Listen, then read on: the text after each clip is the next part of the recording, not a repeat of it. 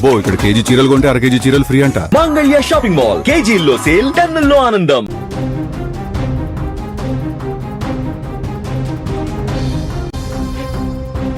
కాపు ఉద్యమ నేత మాజీ మంత్రి ముద్రగడ పద్మనాభం అంత్యక్రియలు ముగిశాయి. అయితే అంత్యక్రియలు జరిపే సమయంలో ఒక్కసారిగా గందరగోళ వాతావరణం ఏర్పడింది. ముఖ్యంగా కాపుకు సంబంధించినటువంటి నాయకులందరూ అక్కడికి పెద్ద ఎత్తున చేరుకున్నారు. అలాగే వైసీపీకి సంబంధించిన అధినేత జగన్మోహన్ రెడ్డి అక్కడికి వచ్చి ఆయన పరామర్శించి వెళ్ళిన తర్వాత అక్కడ నేరుగా అంత్యక్రియలు పూర్తి అయ్యాయి. అయితే ముఖ్యంగా అక్కడ అంతిమ యాత్ర పాల్గొన్న తర్వాత జగన్ అక్కడి నుంచి తిరుగు పయనమయ్యారు. నేరుగా అక్కడి నుంచి ఖననం చేసేటువంటి సమయంలోనే పోలీసులకు, అక్కడ స్థానికంగా ఉన్నటువంటి పోలీసులు అలాగే వైసీపీ నాయకుల మధ్య కొంత వాగ్వాదం చోటు చేసుకుంది. ఎందుకంటే ప్రభుత్వం నుంచి అధికారిక లాంఛనాలతో అంత్యక్రియలు జరపాలని భావించినప్పటికీ అలా ప్రభుత్వం నుంచి అధికారికంగా జరిపే అంత్యక్రియలు తమకు అవసరం లేదు, తమ కుటుంబ సాంప్రదాయం ప్రకారమే అంత్యక్రియలు జరుపుతాము అంటూ కూడా కుటుంబ సభ్యులు అక్కడ వారించినటువంటి పరిస్థితి. సున్నితంగా మొదట్లో తిరస్కరించినప్పటికి కూడా పోలీసులు అక్కడ నేరుగా గౌరవవందనాన్ని సమర్పించి ఆ తర్వాత అంత్యక్రియలకు మిగతా కార్యక్రమాలన్నింటినీ కూడా చేసేటువంటి క్రమంలో నేరుగా అక్కడకు వైసీపీకి సంబంధించినటువంటి ముఖ్య నేతలు వచ్చి పోలీసులతో గొడవ పడ్డారు. పోలీసుల్ని అక్కడి నుంచి తోసివేశారు. తోసివేసిన తర్వాత మాజీ మంత్రి అంబటి రాంబాబు అలాగే మాజీ ఎమ్మెల్యే జక్కంపూడి రాజా సోదరుడు గణేష్ అలాగే ఇతర వైసీపీ నాయకులందరూ కూడా అలాగే అక్కడికి వచ్చి వారితో గొడవ పడ్డారు. ప్రస్తుతం సోషల్ మీడియాలో ఈ దృశ్యాలు వైరల్గా మారినటువంటి పరిస్థితి. ముద్రగడ పద్మనాభం అంత్యక్రియల్లో పోలీసులకు, వైసీపీ నేతలకు అసలు గొడవ ఎందుకు జరిగింది, పోలీసులు వద్దని చెప్పినా కూడా అక్కడికి ఎందుకు వచ్చి ఈ కార్యక్రమాన్ని నిర్వహించాలనుకున్నారు, మొదటి నుంచి అసలు ఏం జరిగిందో తెలుసుకునేటువంటి ప్రయత్నం చేద్దాం. అంత్యక్రియలు జరిగినటువంటి ఆ ప్రాంగణం నుంచి సుమన్ టీవీ ప్రతినిధి శ్రీను అక్కడి నుంచి లైవ్ ద్వారా మరింత సమాచారాన్ని అందించబోతున్నారు. శ్రీను, అసలు ఏం జరిగింది అంటే అంత్యక్రియలకు సంబంధించినటువంటి విషయంలో అధికారికంగా నిర్వహించాలని మొదట ప్రభుత్వం భావించింది. అందుకే మంత్రులు కందుల దుర్గేష్ అలాగే వాసంశెట్టి సుభాష్ అక్కడికి చేరుకున్నారు.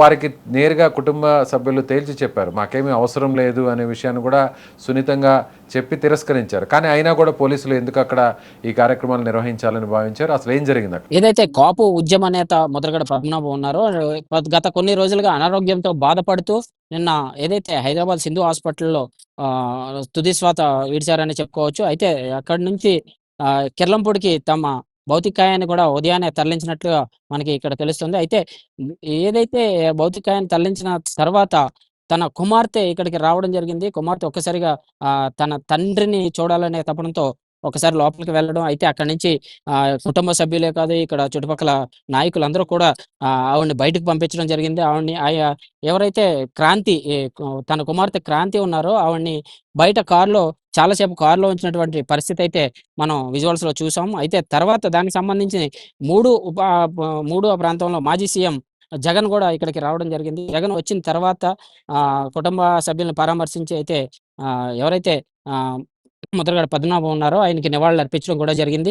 ఆయన వెళ్ళిన తర్వాత ఎవరైతే ఇక్కడ మనం చూడొచ్చు అక్కడ విజువల్స్ లో, ప్రస్తుతం ఇక్కడ ఈ విజువల్స్ లోనే ముద్రగడ పద్మనాభాన్ని ఖననం చేసినటువంటి పరిస్థితి. భౌతికాయాన్ని ఇక్కడ ఆయన ఆయన స్వసంతంగా ముందుగా రాసుకున్న లేఖ ప్రకారం ఏదైతే ప్రభుత్వ లాంఛనాలకు నాకు ఏమీ వద్దు అంటూ నాకు ఇక్కడ నా ప్రాంగణంలోనే ఏదైతే మా ఇల్లు అయితే ఉందో ఈ ఇంటి ప్రాంగణంలోనే ఈ యొక్క నన్ను ఖననం చేయండి అని కూడా పూడ్చిపెట్టండి అని కూడా ముందుగానే లేఖలో రాసుకున్నటువంటి పరిస్థితి, కుటుంబ సభ్యులు చెప్పినటువంటి పరిస్థితి.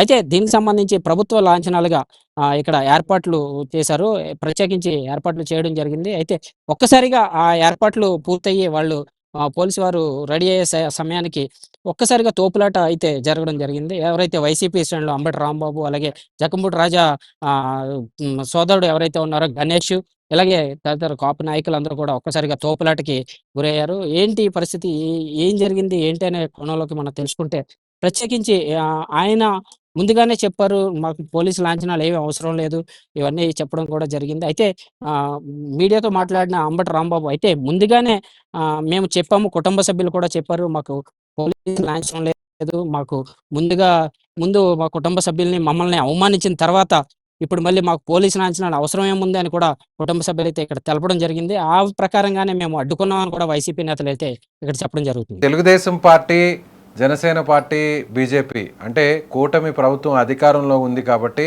ఆ పార్టీలకు సంబంధించినటువంటి ప్రభుత్వం చెప్పినటువంటి ఈ మాటను అంటే గౌరవవందనం కావచ్చు, లేదంటే అధికారిక లాంఛనాలతో ఈ అంత్యక్రియలు జరపడానికి తమకు ఇష్టం లేదని భావించి చెప్పారా? లేదంటే ముద్రగడ పద్మనాభం గారు ఆయన మొదటి నుంచి కూడా సో తమ కుటుంబ సాంప్రదాయం ప్రకారమే ఈ అంత్యక్రియలు జరగాలని డైరీలో కూడా రాసుకున్నారు. ఎక్కడ కూడా ఖననం జరగాలి అనేటువంటి ఆ ప్రాంతాన్ని కూడా ఆయన చెప్పినట్టుగానే సో ప్రస్తుతం అక్కడ అంత్యక్రియలు కూడా జరిగాయి అనుకోవచ్చు. కానీ ముద్రగడ పద్మనాభం గారు ఏమైనా ఆయన పర్సనల్గా డైరీలో తాను చనిపోతే ప్రభుత్వం నిర్వహించే ఈ అధికారిక లాంఛనాలు తనకు అవసరం లేదు అనేటువంటి పాయింట్ని ఏమైనా ఆయన మెన్షన్ చేశారా? లేదంటే కుటుంబ సభ్యులకు ప్రత్యర్థి పార్టీలు కాబట్టి ఇష్టం లేక తిరస్కరించారా?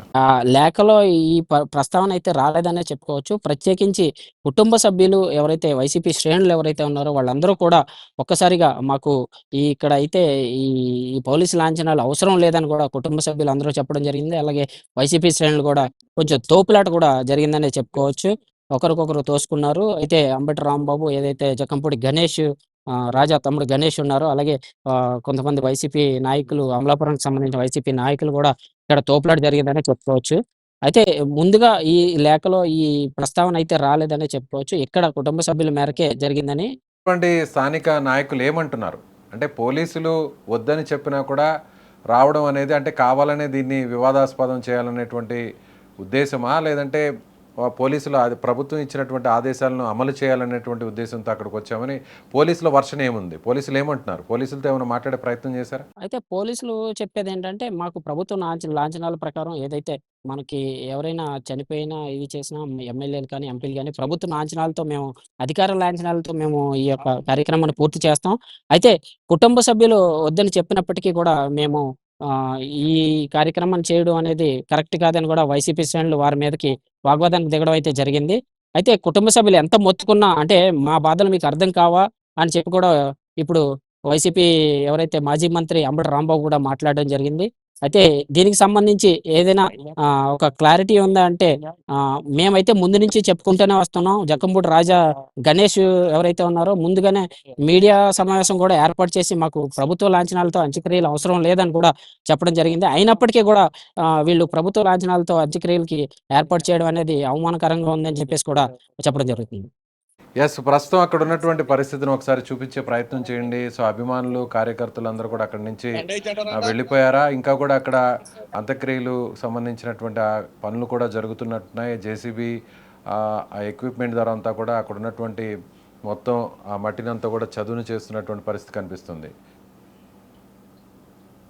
అభిమానులు ఈ తాకిడి కూడా చాలా వరకు తగ్గిందని చెప్పుకోవచ్చు. మొత్తం ఎక్కడైతే ఇక్కడ అభిమానులు ఎక్కడికక్కడ వెళ్ళినటువంటి పరిస్థితి అయితే కనిపిస్తుంది. ఇంకా కొంతమంది వచ్చేవాళ్ళు కూడా ఇక్కడికొచ్చి ఈ యొక్క భౌతికాయాన్ని ఏదైతే ఖననం చేసిన ప్లేస్ ఉందో, ఈ ప్లేస్‌ని కూడా దర్శించినట్టుగా మనకి కనిపిస్తుంది విజువల్స్‌లో. ఈ క్రేన్ సాయంతో, ఏదైతే ట్రాక్టర్ సాయంతో మొత్తం ఇదంతా కూడా ఈ యొక్క ప్రదేశాన్ని పూడ్చిపెట్టే ప్రయత్నం అయితే ఇక్కడ చేస్తున్నారని చెప్పుకోవచ్చు విజయ్.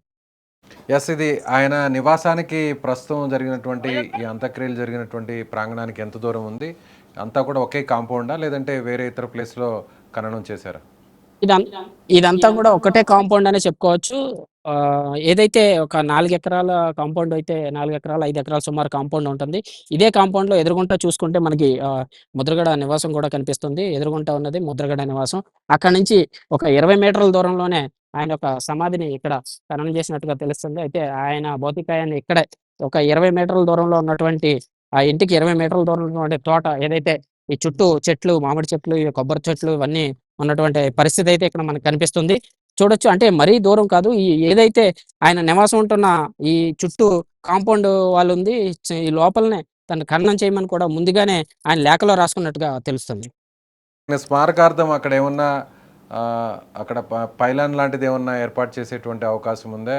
స్మారకార్థం అక్కడ ప్రత్యేకంగా ఏదైనా నిర్మాణాలు ఏమన్నా చేపట్టే అవకాశం ఉందంటారు? ఏదైతే ఇక్కడ మనకి చూసుకోవచ్చు, లైవ్‌లోనే చూడొచ్చు. ఇది జరుగుతున్నటువంటి పరిస్థితి. ఇప్పటికి ఈ యొక్క మట్టి పూడ్చి దీన్ని త్వరలోనే ఇక్కడ స్మారక స్తూపం అనేది ఏర్పాటు చేస్తారని కూడా కుటుంబ సభ్యులైతే తెలియజేశారు. ఈ యొక్క ప్రాంగణాన్ని మాకు దైవంతో సమానంగా భావిస్తామని కూడా కుటుంబ సభ్యులైతే చెప్పడం జరుగుతుంది.